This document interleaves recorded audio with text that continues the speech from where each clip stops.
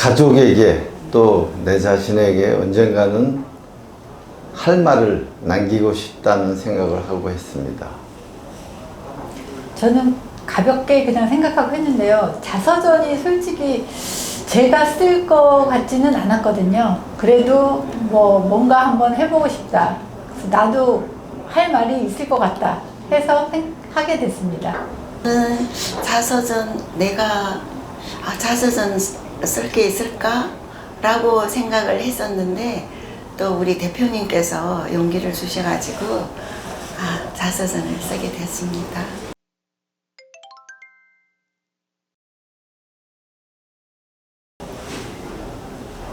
뭔가는 하나를 남겼다는 생각?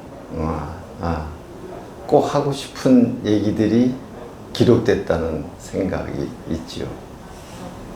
저는 책이 나왔다는 그 자체가 너무 반갑고요. 얼마 전에 그 인쇄라고 들어왔거든요. 세상에 내가 인쇄라는 거를 받을 수 있다니 엄청 자랑했어요. 그래가지고 너무너무 좋았어요.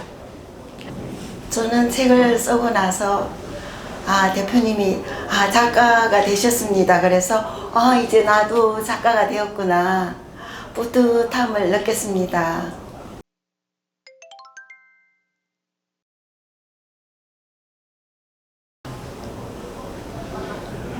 잘할 수 있을까?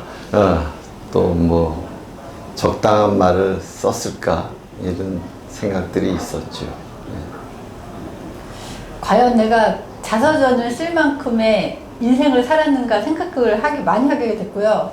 그게 진짜 자서전은 특별한 사람이 한다고 생각을 했었으니까. 근데 이거 그냥 동네, 솔직히 말하면 대표님이 그냥 같이 사는 언니 같기도 했고 동생 같기도 했고 너무 말을 편하게 해서 그 편한 말을 글로 바꿔주셔서 참 좋았던 것 같습니다. 누가 들으면 제가 써드린 줄 알겠어요. 직접 쓰셨잖아요. 그래도 어쨌든 다듬어 주셨으니까 제가 그냥 막 쓴 거를 다듬어 주셔서 너무 감사해요. 알겠습니다. 네, 감동도 있었어요. 저는 이제 이렇게 자서전을 우리 이렇게 함께 써봅시다 하고 이야기를 했을 때 내가 자서전 쓸 게 있을까라고 걱정도 했는데 일단 펜을 들고 이제 쓰기 시작했을 때 그 제 어린 시절이랑 그게 파노라마처럼 이렇게 떠오르더라고요. 그래서 쓰면서 많이 웃기도 하고 울기도 하고 아주 그 글을 쓰면서 그 내용에 푹 빠졌었습니다. 상처가 생각이 났다고 하셨는데 힐링이 됐나요? 아니면 전에 상처가 더 부각이 됐나요? 힐링이 됐죠. 저는 상처라기보다는 그 지나간 것들이 너무 다 귀하고 소중한 그 시간들이라고 생각이 들어가지고 너무 이렇게 재밌게 쓴 것 같아요. 그리고 또 어떤 점에서는 이제 울컥한 면이 있어서 그 울컥한 면에 그 상황이 떠올라서 하루 저녁에 써야 되는데 못 쓰고 놔뒀다가 한 이틀 지나서 다시 마음을 가다듬고 쓴 적이 있었습니다. 네, 그런데 그 글을 쓰는 동안 행복했습니다.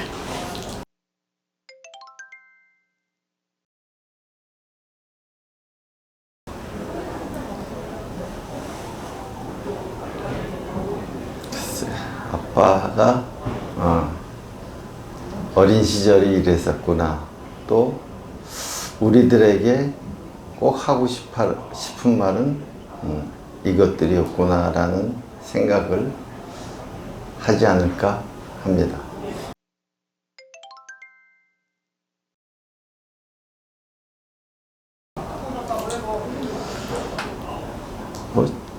제가 부족하니까 그래서 팁을 주기보다는 그래도 한번 써봐라. 너의 삶이 기록으로 남는 것은 좋을 것 같다 라는 말을 해주고 싶네요.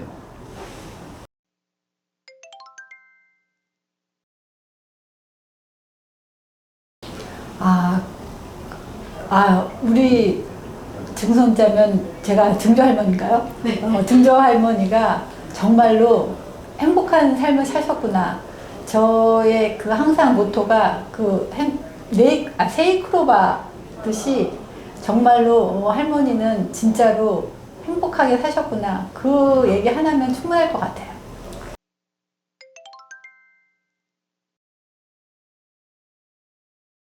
저는 제일 첫 번째 말이 우리 대표님 찾아가라는 말을 먼저 하고 싶어요. 솔직히 대표님 안 만났으면 이 자서전이 없어질 것 같거든요. 그리고 한번 도전해보라고 하고 싶어요.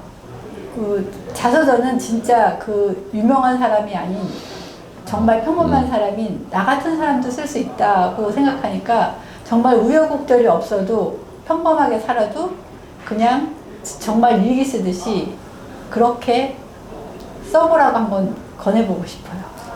말씀 너무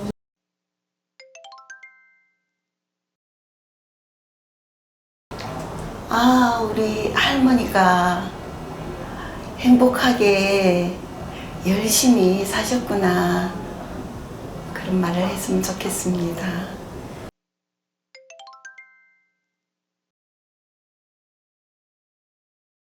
자서전을 써보면 우리 평범한 사람들이라고 하지만 이렇게 자서전을 쓰면 뒤돌아서 그 책을 읽어보면 아름다운 추억, 기쁜 일이라든지 굳은 일이라든지 그 추억이 고스란히 담겨져 있기 때문에 너무나도 그 좋은 자서전이 될 수 있다.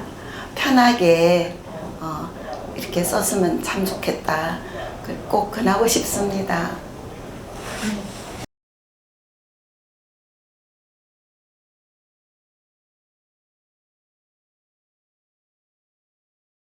지나온 날들을 생각하면 어려운 일도 많았고 억울한 일도 때로는 있었다.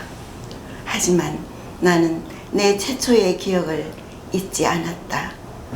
어린아이라 생각도 짧고 조절도 잘못해서 저지른 실수는 가족들이 언제든 달려나와 안아주었던 기억, 나를 씻기고 가족들의 품에 안아주었던 기억을 말이다. 그래서 어려운 일이 닥쳐와도 쉽게 좌절하지도 않고 항상 즐겁게 최선을 다해 열심히 살 수 있었다. 나는 예수님께서 나를, 우리 가족을 불쌍히 여기셔서 구원해 주신 것이라고 믿는다. 지옥행 인생이 천국행 인생으로 인도함을 받았으니 이보다 더 큰 선물이 어디 있을까? 주님을 만나 행복하고 항상 할렐루야다. 나는 아버지의 출근과 퇴근을 여전히 기억한다. 아버지는 출근하시면서, 그러니까 나를 잠시 홀로 두시면서 항상 내게 하루치 간식 값을 주시고 가셨다. 나는 아버지가 주신 돈을 지혜롭게 잘 나누어 쓰면서 아버지의 퇴근을 기다렸다. 사람의 생애도 비슷한 것 같아. 우리 영혼의 아버지이신 하나님은 우리가 쓸 것을 적당히 나누어 주시고 잠시 우리의 인생을 스스로 개척해 나갈 기회를 주신다. 그리고 아버지가 퇴근하여 집으로 돌아오면, 아니지, 우리가 때가 되어 주님을 뵈면 주님은 선물을 한가득 들고 나를 기다리고 계실 것이다. 나는 다시 어린아이가 되어 그 주님의 목을 끌어안으며 기뻐할 것이다. 아버지가 우리 미소야, 종일 나를 기다렸지? 심심하진 않았니?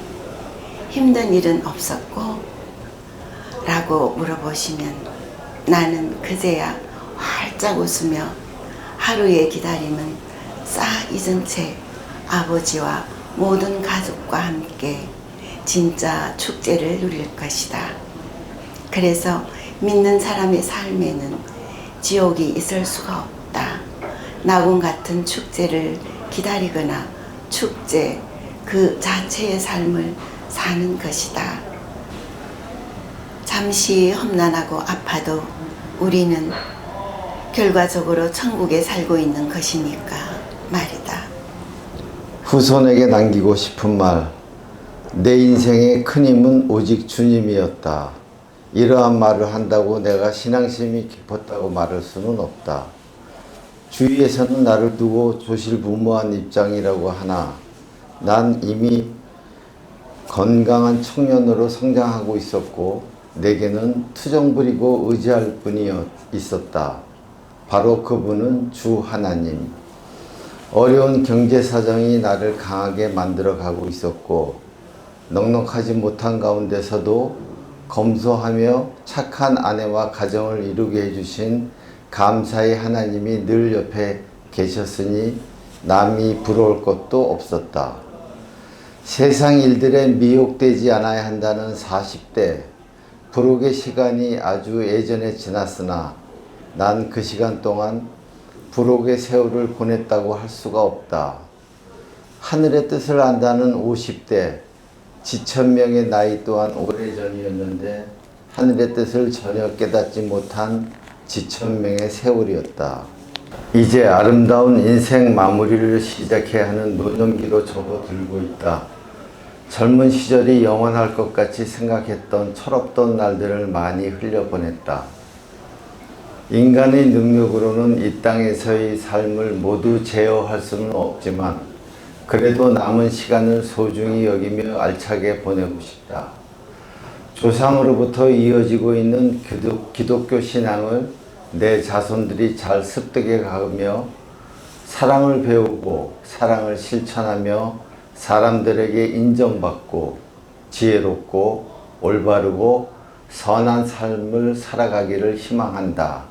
아이들아, 예수님께서 걸어가신 길을 우리가 따라가기가 어렵겠지만 주님이 보시기에 아름답지 않은 삶, 사람들에게 비난받지 않는 삶을 살도록 최선을 다하자. 사람들 대부분은 재벌이나 재산이 많은 사람을 가리켜 저 사람은 잘 살아 라고 말한다. 그러나 나는 그 말에 동의하지 않는다. 재산이 많아도 재벌의 자리에 있어도 행복하지 않은 사람들을 너무 많이 보았다. 가욕과 갈등으로 인해 가정과 인간관계가 불화를 넘어 파탄이 나는 경우도 내 주위에 있었다. 재산을 부정하게 불법으로 축적한 많은 사람들에게 저 사람은 잘 사는 사람이야 라는 말이 정말 맞는 표현일까? 재산이 많은 사람들에게는 저 사람은 부자야 라고 말하고 재산이 부족한 사람에게 저 사람은 못 살아 라는 표현보다는 가난해 라는 표현이 맞을 것 같구나.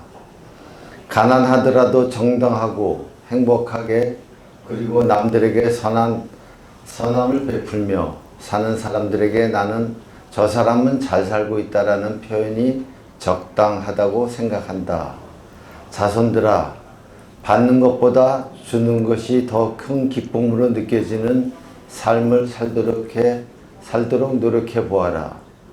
사람들에게 신의를 지키고 신뢰감을 주는 것은 너희들에게 큰 재산이 될 것으로 생각한다. 한 번 가면 절대 오지 않고 되돌릴 수 없는 것이 시간이더라. 너희들에게 주어진 시간을 소중히 여기며 잘 살아가면 좋겠다. 그렇게 많은 생을 살았다고는 이야기할 수는 없지만 내 나이 벌써 50이 넘었고 큰아이는 27이다. 중고등학교 때, 대학 때는 과연 나에게 30살이라는 게 올까라는 생각도 한 적이 있다. 그러나 지금은 그 30을 훨씬 넘었고 내 자식이 30을 바라보고 있다. 큰 고난 없이, 큰 어려움 없이 산 나의 인생. 물론 이런저런 슬픔도 있었겠고 고통도 있었겠고 아픔도 있었을 것이다. 그러나 나는 거기에 큰 의미를 두지 않았다. 어떤 어려움이 다가와도 그걸 가볍게 풀고 나가는 그런 길을 택했다. 누군가 말한 것 같다. 너에게는 정말 큰 아픔이 없어서 세상을 그렇게 살아갈 수 있었을 거라고. 물론 부정하지는 않는다.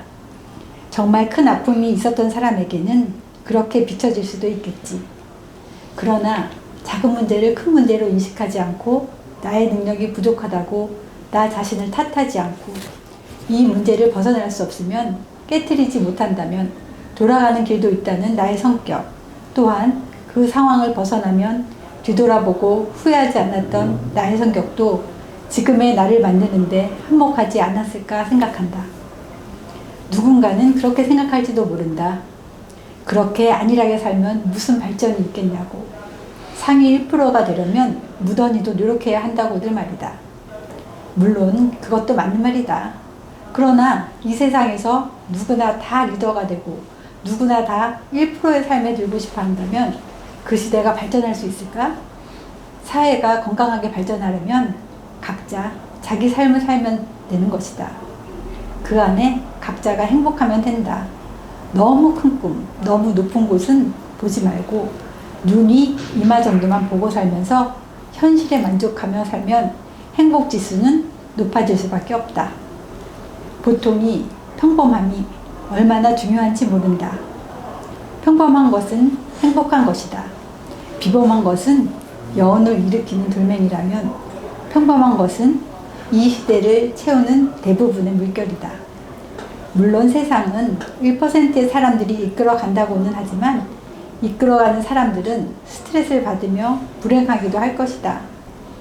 보통의 평범한 사람들이 더욱 많아진다면 남들이 말하는 정형화된 좋은 삶이 아닌 내가 가진 것에 만족하는 삶을 산다면 훨씬 편안하고 행복지수도 높아질 것이다.